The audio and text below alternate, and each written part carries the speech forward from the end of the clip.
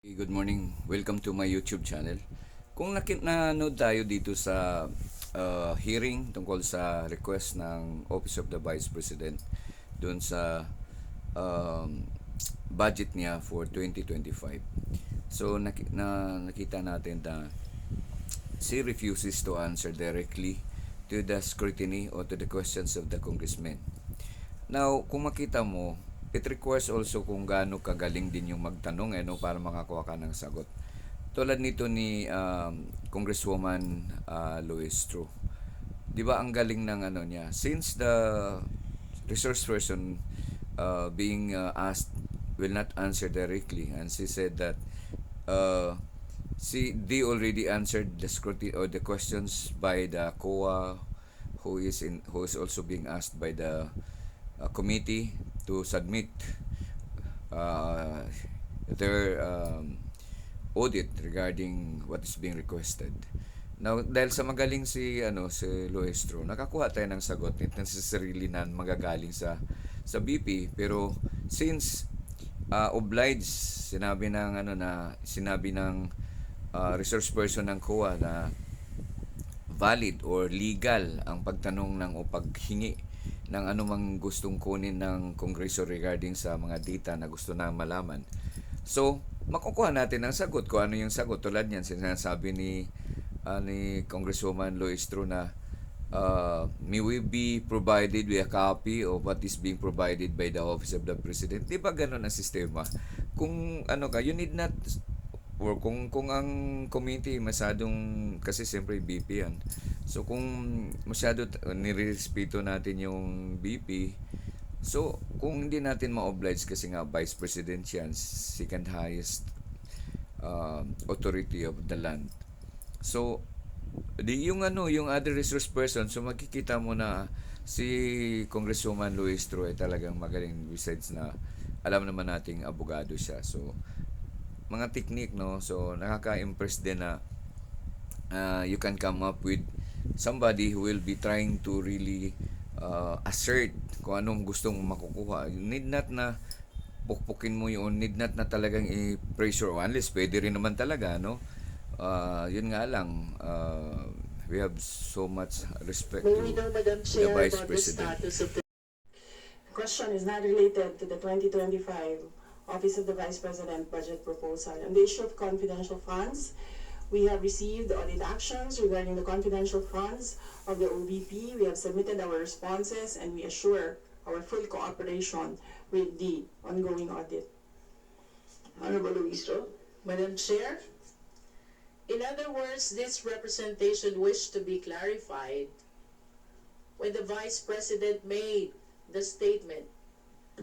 Intensyon ba ng ating Vice Presidente na ibahagi o hindi ibahagi sa publiko ang resulta ng nilalaman ng audit report patungkol sa kontrobersyal na 125 million na confidential fund?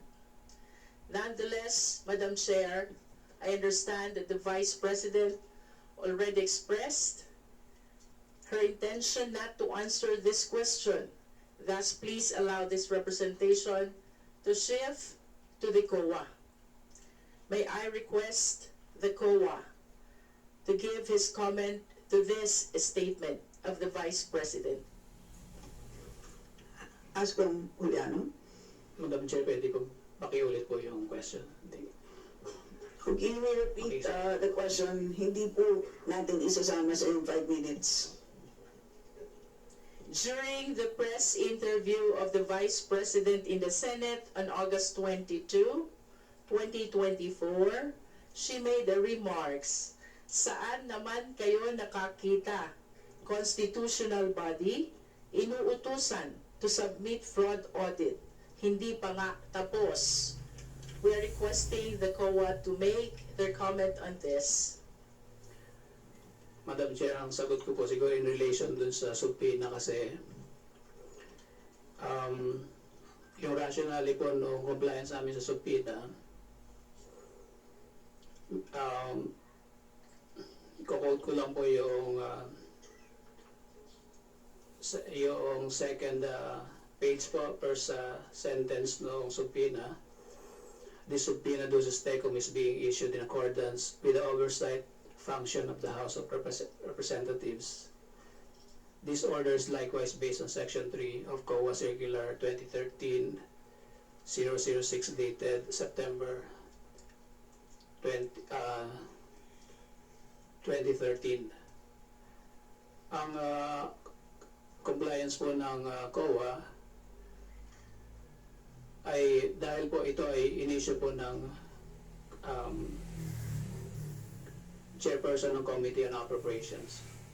And under yung pong Congress, yung House of Representatives, is a body authorized by law to issue subpoena. And we cannot interpret otherwise. There is a presumption of regularity and validity do sa subpoena.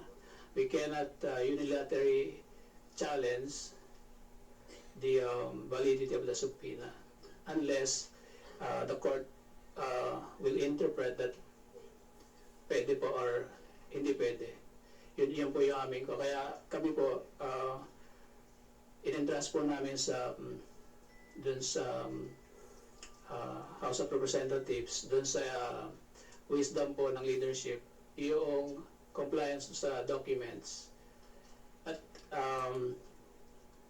ito rin yung sinasabi dun sa aming guidelines. Na pag may subpoena po, we have to comply.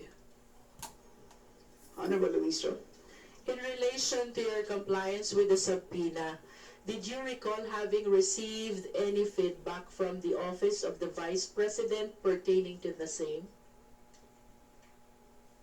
Actually po, mayroon pong sulat ang Office of the Vice President sa aming chairman na